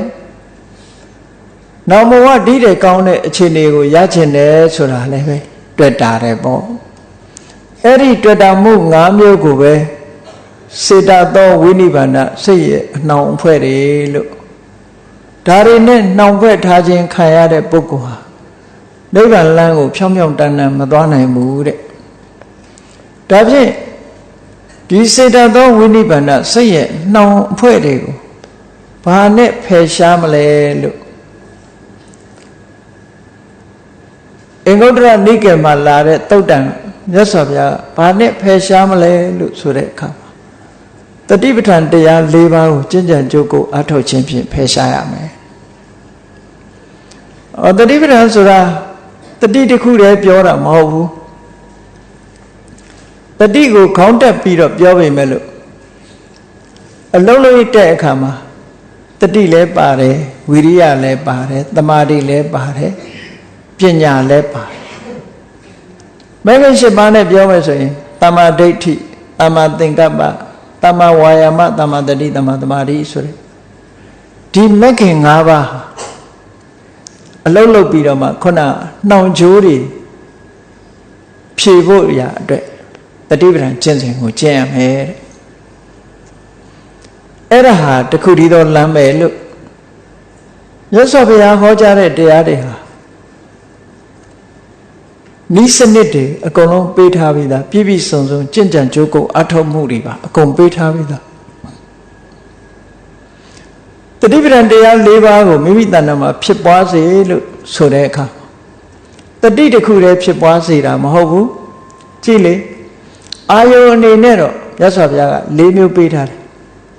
ကာယ ानु ပတနာကာယတဲ့ဝေဒနာ ानु ပတနာဝေဒနာတဲ့စိတ်တ ानु ပတနာကစိတ်ဓမ္မ ानु ပတနာဉာဏ်နဲ့တဘာဝတရားတွေအဲ့ဒီကမ္မထာအာယုန်ဖြစ်တဲ့ကာယဝေဒနာစိတ်ဓမ္မတို့အပေါ်မှာတတိကိုလေ့ကျင့်ရမယ်ဝိရိယကိုလေ့ကျင့်ရမယ်ပညာကိုလေ့ကျင့်ရသမာဓိကိုလေ့ကျင့်ရဒီအာယုန်တွေနဲ့ပဲစိတ်ကိုလေ့ကျင့်မိမိနဲ့တင့်လျော်တဲ့ကပ္ပထာအာယုန်တစ်ခုပေါ်မှာအလုံးလုံးတဲ့အခါဘာနဲ့လောက်ရမလဲလို့ဆိုရင်မဟာတတိပဋ္ဌာန်တုတ်မှာဟောထားတဲ့အတိုင်းကာယေကာယ ानु ပတိဝိဟရတိနေထိုင်ပြီဆိုလို့ရှိရင်မိမိတဏ္ဍာမှာရှိတဲ့ကာယပေါ်မှာကာယလို့ရှုမြင်သုံးသပ်နေတာဟာဒါတမ္မာဒိဋ္ဌိဖြစ်နေတာကိုပြောတာရှုမြင်သုံးသပ်နေတဲ့အချိန်မှာတမာတိစွမ်းအားတွေလည်းပါနေတယ်ကာယရဲ့သဘာဝကိုဆင်ခြင်နေတဲ့အခါမှာတမ္မာသင်္ကပ္ပဆိုတဲ့မှန်မှန်ကန်ကန်တွေ့တော်မှုလည်းပါနေတယ်အဲ့ဒီမှာမြတ်စွာဘုရားကတီးခြားထုတ်ပြီးတော့လိုအပ်တဲ့အင်္ဂါရပ်တွေကိုထည့်ဟောတာကြတော့ပါတော့အာတာပိတမ္ပဇာနောတတိမာလို့အာတာပိဆိုတဲ့စကားလုံးကလုံလဝိရိယကိုပြောတာလုံလဝိရိယရှိရမယ်ဆိုတော့တမ္မာဝါယာမကိုရည်ညွှန်းတယ်တမ္ပဇာနောဆိုတာတမ္မာဒိဋ္ဌိကိုရည်ညွှန်းတယ်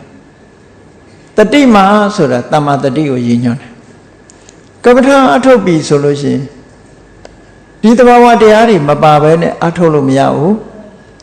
ဒါကြောင့်မို့ကာယေကာယ ानु ပတိဝေရတိအာတာပိတမ္ပဇာနောတတိမာဆိုတဲ့ကမ္မထာအထုတ်တဲ့အခါမှာကိုယ်တဏ္ဍာမှာရှိရမယ့်အရေးချင်းတွေကိုမြတ်စွာဘုရား ကာယကိုရှုမှတ်တဲ့အခါမှာအာတာပီပြော့ပြော့ညံ့ညံ့မလုပ်ရဘူးစိတ်အားတွေတင်းပြီးတော့ကြိုးစားရမယ်လို့ဒီလိုဆိုလို့တင်းတင်းရင်ရင်အထုတ်ဖို့အိတ်ကောင်းစားကောင်းလေးတွေမလုပ်နဲ့လို့ပြောတာနော်အာတာပီဆိုတာကိလေသာတွေကိုအပူတိုက်ပြီးတော့မဖြစ်ရအောင်အန်ကျိတ်ပြီးကိလေသာတွေအဖြစ်မခံနဲ့ကြီးမားတဲ့လုံလဝိရိယရှိရမယ်အဲ့ဒီလိုလုံလအထုတ်တဲ့အခါမှာလိုအပ်တာကဘာလဲလို့ဆိုရင်ဝိရိယတမ္ပဇာနာပညာကျိုးပန်းအထုတ်ပြီးလို့ဆိုတဲ့အခါမှာစင်ကျင်တုံတရားရှိဖို့လိုသေးတယ်အရင်အထုတ်လို့ရှင်လဲရနိုင်တာမဟုတ်ဘူးဒါကြောင့်မို့လို့စင်ကျင်တုံတရားတမ္ပဇာနာကိုယ့်အခြေအနေကိုပြန်ပြီးသုံးသပ်ပြီးသိတတ်တဲ့တမ္ပဇညာဆိုတဲ့ပညာလည်းရှိရအောင်မယ်တတိမှာ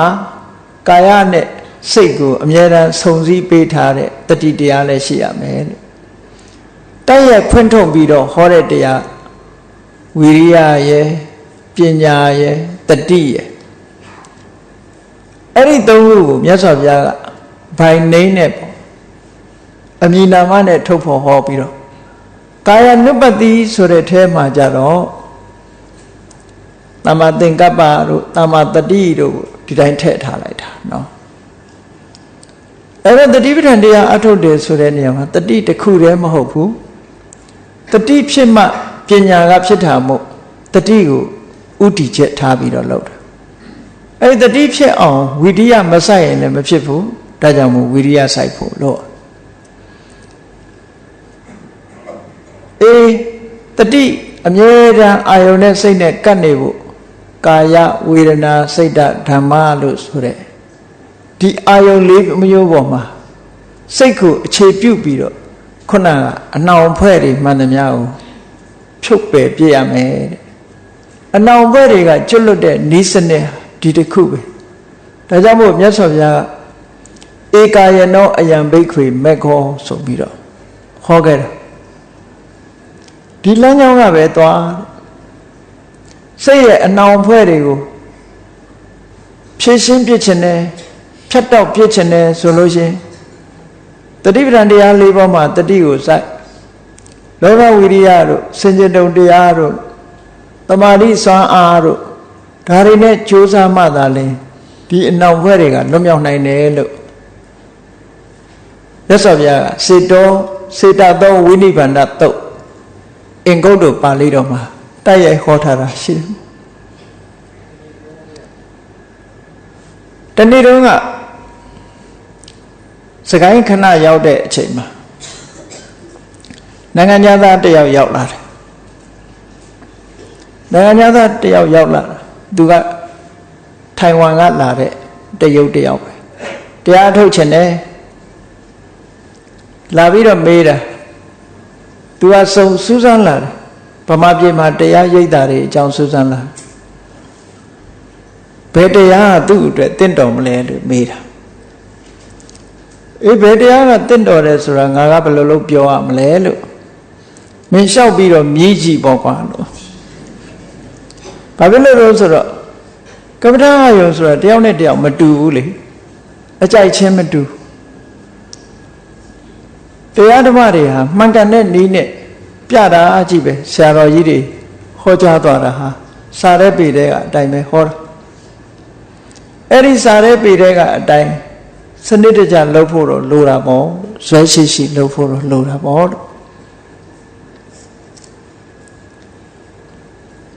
အဲ့ဒီမှာတရားအထုတ်ပုံတရားအထုတ်နည်းတွေပါဠိစာပေမှာအထင်ရှားရှိပါတယ်မြတ်စွာဘုရားကိုယ်တိုင်ဟောထားတဲ့မဟာတတိပဋ္ဌာန်သုတ်တို့အပ္ပန္နကသုတ်တို့ထို့သုတ်တန်တွေမှာမြတ်စွာဘုရားကဘယ်လိုရှုရတယ်ဘယ်လိုမှတ်ရတယ်အသေးစိတ်ဟောထားတာအဲ့ဒီအသေးစိတ်ဟောထားတာတွေကိုခြုံငုံသုံးသပ်ပြီးတော့မြတ်စွာဘုရားဟောထားတဲ့တရားတော်တွေကိုတစုတည်းလိုက်နာကျင့်သုံးဖို့အတွက်သမာဓိသီလအခန်းသမာဓိအခန်းပညာအခန်းဆိုတဲ့အဓိကအခန်းကြီးတွေနဲ့သီလသမာဓိပညာချက်ဖွင့်ပြီးတော့ရေးထားတဲ့ဝိသုဒ္ဓိမက္ခဆိုတဲ့ကျမ်းကြီးရှိနေတာပဲဘယ်တရားရိပ်တာကဟော ဒီဝိသုဒ္ဓိမဲ့မှာပါတာပဲဒီဝိသုဒ္ဓိမဲ့ထဲကနေပြီးတော့မိမိတို့ကြိုက်တဲ့ရာကိုယူပြီးတော့ဥတီကျက်ထားပြီးတော့ဟောပြောနေကြတာပဲဒီထဲကနေပြီးထွက်ပြီးတော့တခြားနည်းဟောတာမဟုတ်ဘူးလို့အဲ့တော့ပြောတော့သူကမြတ်စွာဘုရားကိုယ်တိုင်တရားအထုတ်တဲ့ဤစနစ်တွေကိုပေးထားတာရှိလားရှိတာပေါ့လို့မဟာသတိပဋ္ဌာန်သုတ်ဟာဒါတကယ်ဘယ်လိုကျင့်ရမလဲဆိုတာပေးထားပြီးသားပဲလို့တတိတံပဇင်ညအခါမှာဆိုလို့ရှိရင်တတိနဲ့ပညာကိုဘယ်လိုလေ့ကျင့်မွေးမြူရမလဲဆိုတာမြတ်စွာဘုရားတံပဇင်ညပပမှာဟောထားတာခုနှစ်ဌာနမှာလေ့ကျင့်ပါလို့မြတ်စွာဘုရားခန္ဓာကိုယ်ရဲ့လှုပ်ရှားမှုနဲ့ပတ်သက်တာအကြည့်အရှုနဲ့ပတ်သက်တာ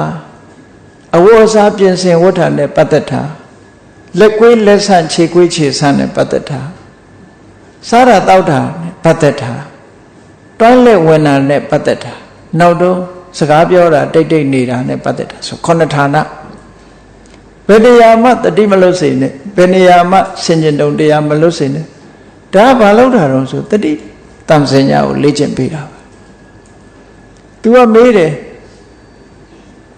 ရှင်ဘုရားတဲ့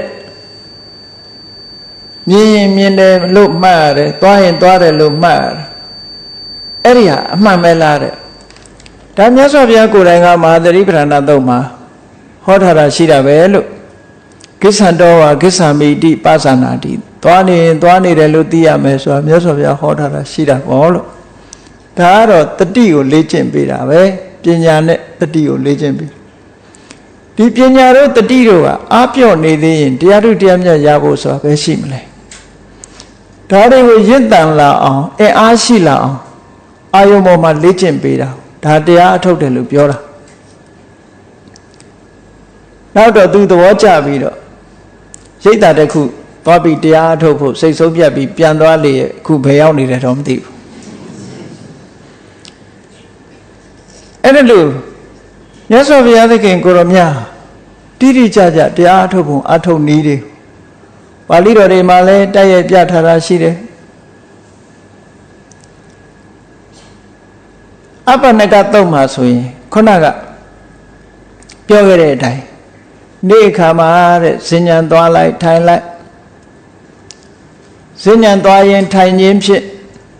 မိမိစိတ်ကိုနှောင်ဖွဲ့ထားတဲ့နိဝရဏတရားတွေကတန်ရှင်းအောင်သုတ်တင်ရမယ်တန်ရှင်းအောင်သုတ်တင်ရမယ်ဆိုတာဘာပြောတာတော့လိုချင်စရာအာယုန်တွေနဲ့တွေ့ရင်လိုချင်မှုလို့ဆိုတဲ့ကာမိဆန္ဒမဖြစ်အောင်ထိမ့်သိမ်းရသူ့ဘာသူဖြစ်လာတာမဟုတ်ဘူးလူကနှလုံးသွင်းလို့ဖြစ်တာတင့်တယ်တဲ့နှစ်သက်စရာအာယုန်တစ်ခုကိုတွေးလို့ရှိရင်နှစ်သက်စရာကောင်းလိုက်တာဆိုတဲ့အတွေးလာမှကာမိဆန္ဒလာတာလေအဲ့ဒါမတွေးနဲ့ပေါ့မုန်းတိစရာအာယုန်နဲ့တွေးလို့ရှိရင်လည်းပဲမုန်းစရာကောင်းလိုက်တာလို့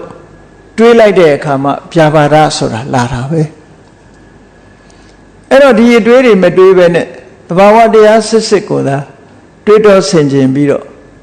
နိဝရဏတရားတွေကိုတန်ရှင်းအောင်ကမ္မထာအာယုန်တစ်ခုနဲ့စိတ်ကိုလေ့ကျင့်ညရောက်လာလို့ရှိရင်ပထမယံအချိန်ပြည့်ဇဉ္ဉံသွားလိုက်ထိုင်လိုက်တရားအထုတ်အောင်တချို့လည်းကြံကြံပေးတာတွေရှိသေးတယ်အကြံကြံပေးတာဘာတော့ဆိုလို့ရှိရင်ထိုင်ပြီးအားထုတ်လို့ရှိရင်မထနဲ့ဣရိယာပုဂ္ဂိုလ်မပြောင်းနဲ့ဣရိယာပုဂ္ဂိုလ်ပြောင်းလို့ရှိရင်တမာရီပြတ်တယ်လို့ဒီလိုပြောကြတာလည်းရှိတယ်သမထကျင့်စဉ်တစ်ခုကိုကျင့်ပြီဆိုရင်တော့ကြာကြာထိုင်နေကောင်းလေမှန်တယ်ဝိပဿနာကျင့်စဉ်ကိုကျင့်တဲ့အခါကျတော့အဲ့ဒါလို့မဟုတ်ဘူးဝိပဿနာဆိုတာစိတ်ထဲမှာဖြစ်လာတဲ့ပေါ်လာတဲ့ယုံနာဓမ္မအာယုန်တွေကိုမှန်မှန်ကန်ကန်ဆင်ခြင်သုံးသပ်ပြီးရှုမြင်နေဖို့ဒါအလိုအရေးကြီးတယ်ဒါမို့မြတ်စွာဘုရားအပ္ပနကသုတ်မှာစင်္ကမေနနိသစ္စာယအာဝရဏီယေဟိဓမ္မေဟိစိတ်တံပရိသောရေတိလို့စင်္ကမေနနိသစ္စာယလို့ဆိုတာဣရိယာပုတ်နှစ်ခုပေးထားတယ်မြတ်စွာဘုရား ခန္ဓာကိုယ်အနေထားခန္ဓာရည်ရှိအောင်စဉ်းညံသွားတဲ့အခါသွားထိုင်တဲ့အခါထိုင်စိတ်ကလေးရတာတတိမလွတ်ဖို့ရအရေးကြီးတယ်ဣရိယာပုတ်ဖြစ်တာနဲ့ပြက်ပြားသွားနိုင်တယ်ဆိုတာတော့လုံးဝကြီးမှန်ကန်ဖို့ဆိုမဖြစ်ဘူးပေါ့ပြက်တဲ့လူကတော့တတိလက်လွတ်ဖြစ်သွားရင်တော့ပြက်မှာပေါ့တတိမလွတ်အောင်ဣရိယာပုတ်ကိုပြောင်းတဲ့နည်းနဲ့ပြောင်းအောင်မှာပေါ့အဲ့ဒါလို့ပြောင်းပြီးတော့စဉ်ဆက်မပြတ်ကြိုးစားအထုတ်လို့တရားဓုတရားမြတ်ရသွားတဲ့ပုဂ္ဂိုလ်တွေရှိတာအဲ့တော့ဘယ်ပုဂ္ဂိုလ်ပဲဖြစ်ဖြစ်တရားဓုတရားမြတ်ရခြင်းလို့လမ်းမှန်အထုတ်နေဖို့လိုတယ်ရခြင်းတိုင်ရလာမှာပဲငါအထုတ်နေတာကြာလာပြီခုချိန်ထိမရသေးဘူးလို့သွားပြီးမတွေးလိမ့်နဲ့သာတပေတရှင်မတိဝမထေကြီးဆိုလို့ရှိရင်အနှစ်30အထုတ်ရတယ်တစ်ပေါင်း30ကြာမှရဟန္တာဖြစ်တာအဲ့တော့စခန်းလေးနဲ့တော့မကျင်တတ်နဲ့ပေါ့နော်10နှစ်စခန်းဝင်မှုတော့လိုလိမ့်မယ်တင်မရမချင်းကြိုးစားအထုတ်တယ်လို့ဆိုလိုတာပဲနော်တဝုနဲ့တဝုအရေးချင်းချင်းကမတူဘူးလေအဲ့တော့မတူတာကိုလိုက်ပြီးတော့မတူလေနဲ့ပေါ့ကိုယ်အရေးချင်းနဲ့ကိုယ်စိတ်အနေထားကိုယ့်ဘာကိုယ်အသိဆုံးပဲအဲ့တော့ကိုယ်အနေနဲ့စီလျော်တဲ့ကမ္မဋ္ဌာန်းတစ်ခုကိုယူလို့အချိန်မှန်မှန်ကြိုးစားအထုတ်သွားလို့ရှိရင်လေနောက်ဆုံးကြတော့ပွန်းပြက်ကလေးတော့ပြတ်သွားမှာပါနော်ပွန်းလာလို့ရှိရင်တော့ပြတ်မှာပဲနော်ဘာမှအားလျှော့စရာစိတ်အားပြတ်စရာမရှိပါဘူးရှေးစုလပန်အလောင်းဟာဘယင်ဖြစ်တဲ့အချိန်တုန်းကဖြူဖွေးတဲ့မျက်နှာသက်ဘွားလေးနဲ့လက်ကင်ဘွားလေးနဲ့မျက်နှာကိုတုပ်ပြီးမဲသွားတာကိုမြင်တဲ့အခါမှာတန်ဝေကစိတ်လေးဖြစ်မိတယ်ဒီခန္ဓာကိုယ်ကြီးကိုအကြောင်းပြုပြီးတော့အမတန်ဖြူတဲ့ပေါ်ဝါလေးဟာမဲသွားတယ်ဆိုတန်ဝေကစိတ်လေးအဲ့ဒီတန်ဝေကစိတ်ကလေးကသူ့ကိုအကျိုးပြုလိုက်တာရဟန်းဝတ်လက်တဲ့အချိန်မှာညံလေးသွားပြီးတော့အကုသိုလ်ရဲ့အနှောက်အယှက်ကြောင့်ဂါထာလေးတစ်ပုဒ်ကို4လတောင်မှမမှတ်မိနိုင်ဘူးတဲ့သင်တာနောက်ဆုံးမှာအဲ့ဒီတော့ကပေါ်ဝါလေးနှစ်ဖူးတုပ်ပြီးတော့တန်ဝေကရခဲ့တာလေးကိုမြတ်စွာဘုရားကအတိတ်ဘဝကိုသူ့ရဲ့အတိတ်ဘဝဇာတ်ကြောင်းကိုကြည့်ပြီးတော့အမတန်ဖြူစွတ်တဲ့ပေါ်ဝါလေးတစ်ခုကိုဖန်ဆင်းပြီးတော့သူ့လက်ထဲပေးခဲ့တာပဲလေဒါအတိတ်ကအကြောင်းတရားနဲ့ဆက်ဆက်ပြီးတော့ပေးတာဒါကြောင့်မို့လို့လုံနေဖို့ဟာအမတန်မှအရေးကြီးတယ်ပေါ့ဒီကုသိုလ်လေးကိုအသေးဖွဲလေးလို့မအောင်မိတ်လေးနဲ့စိတ်ထဲကဆင်ញင်စဉ်းစားမှုလေးတွေကိုအသေးဖွဲလို့မအောင်မိတ်လေးနဲ့နော်မြတ်စွာဘုရားကအဘိနပစ္စဝကရတုံမှာဆိုလို့ရှိရင်အိုတဲ့လူကိုတွေ့ရင်ငါလည်းအိုရအောင်မှလို့နှလုံးသွင်းရမယ်နာတဲ့လူကိုတွေ့ရင်ငါလည်းနာရအောင်မှပဲသေတဲ့လူကိုတွေ့ရင်ငါလည်းသေရအောင်မှပဲအေးဒီနေ့ကျတော့မိမိနှစ်သက်မြတ်နိုးတဲ့ပုဂ္ဂိုလ်တွေမိမိနှစ်သက်မြတ်နိုးတဲ့အသုံးဆောင်တွေနဲ့ခွဲသွားအောင်မှဆိုတာလဲတွေးရမယ်တဲ့ဒီလိုတွေးတောဆင်ခြင်ပေးတာဟာအနုပဒနာပဲဟောအင်္ဂလိပ်လိုကြတော့ contemplation လို့ခေါ်တာအဲ့တော့ contemplation ဆိုတာအမှန်တမ်းအရေးကြီးတယ်စဉ်းစားဆင်ခြင်တွေးခေါ်မှုအလွန်အရေးကြီးတယ်အေးထိုင်ပြီးတမာတိရအောင်ကြိုးစားနေတာကဒါက concentration နဲ့ contemplation ဟာတစ်ခုစလုံးလိုအပ်တော့လည်းပဲ contemplation ကပို့ပြီးတော့အရေးကြီးတယ်လို့ဘာဖြစ်လို့လဲဆိုတော့ contemplation ကအသိဉာဏ်ပါတယ်အသိဉာဏ်မပါဘဲနဲ့အာယုန်လေးတစ်ခုပေါ်မှာစိတ်ကလေးငြိမ်ယုံလေးကြိုးစားလိုက်တမာရီလေးရာဂရှိသေးပြီးသွားပြန်ပြီတမာရီလေးရာဂရှိပြီးသွားပြန်ပြီဒီလိုပဲပြီးနေမှာပဲเนาะဘာနဲ့ဥပမာတူတုံးဆိုလို့ရှင်ရှေးတုန်းကမီးကလေးရဖို့ရအတွက်အသားနှစ်ဒုတ်ချောင်းနှစ်ခုပို့ရအဲ့တော့ပို့တဲ့အခါမှာမောပန်းမီးမထွက်မချင်းရက်လို့မရဘူးရက်လိုက်ရင်ပြန်အေးသွားမှာပဲလေပူလာမှမီးကထွက်မှာကိုအဲ့တော့ပူကန်နီးလေးပုတ်လေးပူလေးပုတ်လေးလုံးမှမီးရမှာပေါ့အဲ့ဒါကြောင့်မလို့ရှေးဆရာတော်ကြီးတွေကပြောတယ်မိဖို့ယောက်ျားပမာလားတို့ဆိုတာအဲ့ဒါပြောတာမိဖို့ယောက်ျားချပထားနဲ့ကြိုးစားအထုတ် ကြိုးစားအားထုတ်ဆိုတဲ့နေရာမှာအရေးကြီးဆုံးကကိုယ်ကာယအနေထားကာယိကဝိရိယကကာယိကဝိရိယတဲ့စေတသိကဝိရိယကပိုအရေးကြီးတယ်ပေါ့စိတ်ကအာယုန်တစ်ခုပေါ်မှာလွတ်ကမ္မထာအာယုန်တစ်ခုကနေပြောင်းမသွားအောင်ကြိုးစားအားထုတ်ဖို့အရေးကြီးတယ်ကမ္မထာကျင့်စဉ်ကျင့်တဲ့အခါမှာတော့ concentration ဆိုတာအရေးကြီးတယ်ဝိပဿနာကျင့်စဉ်ကိုကျင့်ပြီဆိုရင် contemplation ကအရေးကြီးတယ်ပေါ့အသိဉာဏ်နဲ့ဆင်ခြင်စဉ်းစားမှုဒီစွမ်းအားတွေဟာပြည့်လာပြီဆိုလို့ရှိရင်ကိလေသာတွေကိုဖယ်ရှားနိုင်တဲ့အနေအထားတစ်ခုရနိုင်တယ်ဒါကြောင့်မို့စေတသောဝိနိဗ္ဗာန်တုတ်မှာမြတ်စွာဘုရားစိတ်ရဲ့အနှောင်ဖွဲ့တွေကိုဖယ်ရှားပြစ်ချင်လို့ရှိရင်မလုပ်ရမလဲတတိပဋ္ဌာန်တရားပွားများအထုတ်ပါတဲ့အဲ့ဒီတတိပဋ္ဌာန်တရားပွားများအထုတ်ခြင်းဖြင့်အခုပြောခဲ့တဲ့ကာမဂုဏ်အာယုန်တွေပေါ်မှာတွေ့တာမှုမိမိကိုယ်ကာယပေါ်မှာတွေ့တာမှုမိမိရဲ့ပတ်ဝန်းကျင်ပေါ်မှာတွေ့တာမှုဝဝစာဝဝအိတ်ဆိုတဲ့အပေါ်မှာတွေ့တာမှုနော်နောက်ဘဝမှာချမ်းသာတဲ့ဘုံဘဝမှာဖြစ်ချင်တယ်ဆိုတဲ့တွေ့တာမှုဒီတွေ့တာမှုတွေဟာစိတ်ရဲ့အနှောင်ဖွဲ့များတာဖြစ်တယ်အဲ့ဒီအနှောင်ဖွဲ့တွေမရှိရလေအောင်တတိပဋ္ဌာန်တရားကြိုးစားပွားများအထောက်ကြရမယ်လို့မြတ်စွာဘုရားအဲ့ဒီသုတ်တံမှာနှီးပေးထားတယ်